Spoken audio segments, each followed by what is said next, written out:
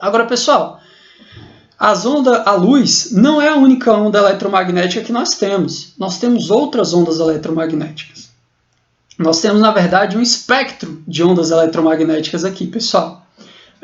A luz ela é só um pedacinho, que é o que a gente enxerga. Existe uma série de ondas eletromagnéticas que nós não enxergamos, mas nós usamos. Bom, aqui eu vou mostrar para vocês todas elas rapidinho, indo da onda eletromagnética de menor frequência para de maior frequência. Então aqui eu estou aumentando a frequência, beleza? Então as ondas eletromagnéticas de menor frequência são as ondas de rádio. As ondas de rádio, pessoal, elas são muito boas para serem utilizadas em comunicação a longas distâncias, porque elas são ondas muito longas. A gente vai ver mais para frente que existe um fenômeno que faz com que essas ondas longas elas consigam contornar muitos obstáculos.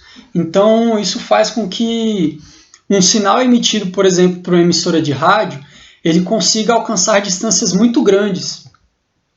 Por isso que a gente usa as ondas de rádio para esse tipo de comunicação, por exemplo. Então, a Jovem Pan, por exemplo, ela tem lá uma emissora, ela emite as ondas de rádio, o sinal da emissora dela para a gente, e a gente consegue sintonizar esse sinal no nosso aparelho de som. Isso porque esse sinal ele é composto de ondas muito longas que conseguem viajar grandes distâncias, contornando vários obstáculos. Então, essas são as ondas de rádio, que são as ondas de menor frequência do espectro eletromagnético. Aumentando a frequência um pouquinho, a gente chega nas micro-ondas. As ondas de micro-ondas, pessoal, elas não são usadas só para esquentar alimentos. Lá no forno micro-ondas, não. Lá no forno micro-ondas, inclusive, a gente vai ver mais para frente, que o forno micro-ondas ele não aquece o alimento como um todo, na verdade. O que ele aquece são as moléculas de água. E aí esse calor é transmitido para o restante do alimento. Mas isso a gente vê em um outro momento. Mas além do forno micro-ondas, a gente pode usar as ondas de micro-ondas também para comunicação. As ondas de micro-ondas, apesar de elas terem a capacidade de contornar obstáculos um pouco menor do que as ondas de rádio, elas têm uma outra capacidade que é melhor, que é a capacidade de atravessar a atmosfera da Terra.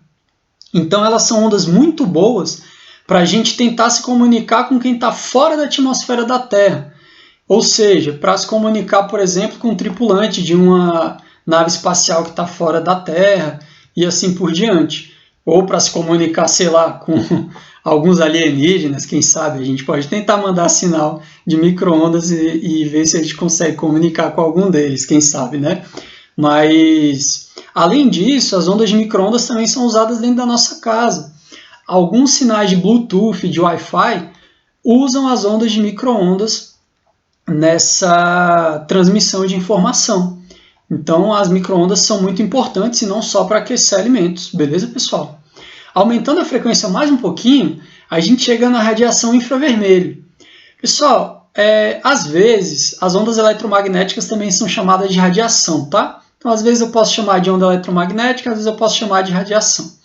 Então, as ondas eletromagnéticas na faixa do infravermelho, elas têm umas aplicações tecnológicas interessantes também, pessoal. Por exemplo, no seu controle remoto, quando você aperta um botão no controle remoto lá da televisão, o sinal que você está mandando para a televisão ele é enviado através de ondas de infravermelho.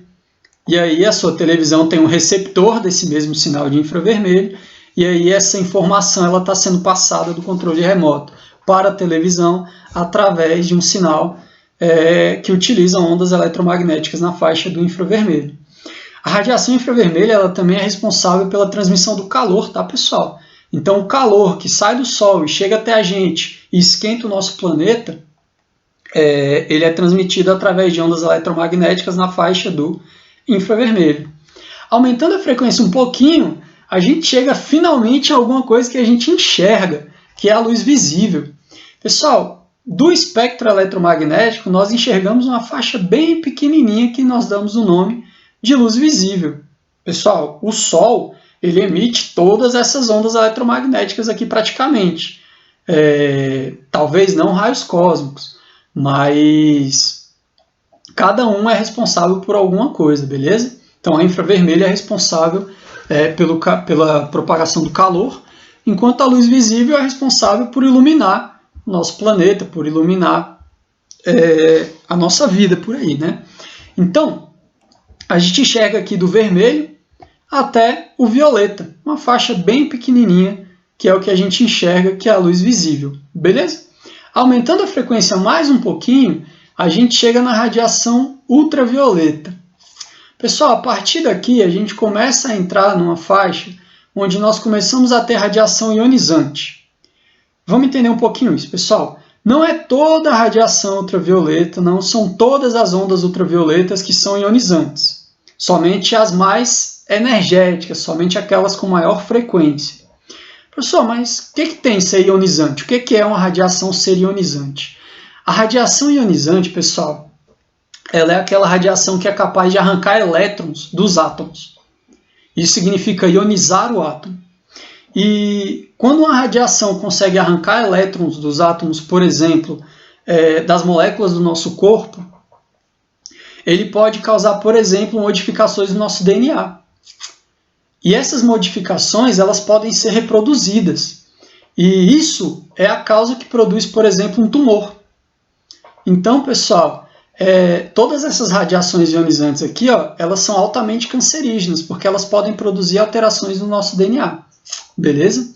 É por isso que quando a gente vai usar um protetor solar, a gente não está se protegendo do calor. A gente não usa um protetor solar contra infravermelho. A gente usa protetor solar contra ultravioleta. A gente quer se proteger dessa radiação ultravioleta porque ela é ionizante. Ela pode produzir, ela pode causar uma mutação no nosso DNA e pode causar um tumor. Além disso, ela também pode causar queimaduras, tá, pessoal?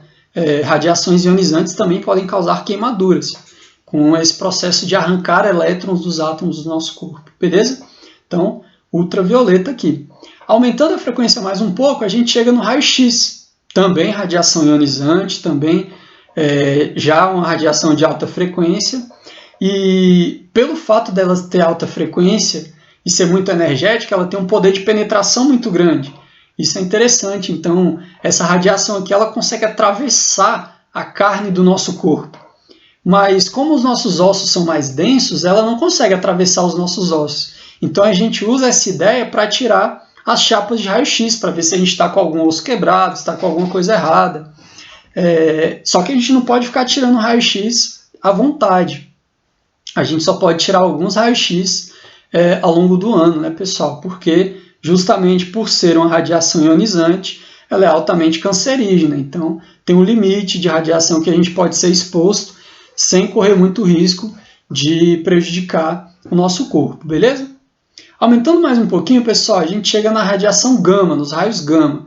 Os raios gama, eles são produzidos por átomos radioativos, por materiais radioativos, como urânio, plutônio, etc. E também são produzidos, pessoal, tanto os raios gama quanto os raios cósmicos, eles também são produzidos em fenômenos astronômicos muito energéticos. Por exemplo, os raios gama podem ser produzidos no centro de estrelas, ou numa supernova, que é a morte da estrela, né? E assim por diante. E esses aqui são os mais energéticos, são os mais perigosos para a nossa vida, a radiação gama e os raios cósmicos aqui. E é a nossa atmosfera que muitas vezes nos protege dessa radiação ionizante que vem do espaço e não deixa chegar na gente. Sem a nossa atmosfera, esses raios cósmicos aqui eles conseguiriam chegar aqui na superfície da Terra e, com certeza, não sei se a vida seria possível. Quer dizer, com certeza a vida não seria possível aqui na superfície da Terra, no nosso planeta. Então, pessoal, essas aqui são as ondas eletromagnéticas, esse é o espectro eletromagnético, são todas as ondas eletromagnéticas que a gente conhece, e eu dei para vocês aqui algumas aplicações de cada uma delas, beleza?